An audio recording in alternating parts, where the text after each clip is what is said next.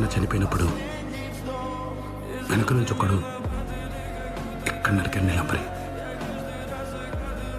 ఆ మంట ఎంతమందిని చంపినా పోలేదు, ఎంత ఏడిచినా పోలేదు, చివరికి మా ఊరు వదిలేసి వచ్చేసినా పోలేదు.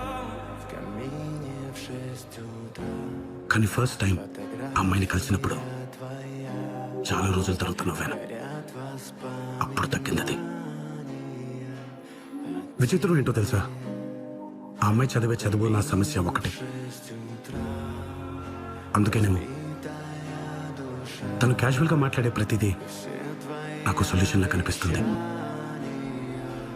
వినే టైము చెప్పే మనిషి వల్ల విషయం విలువే మారిపోతుంది నీలంబరి.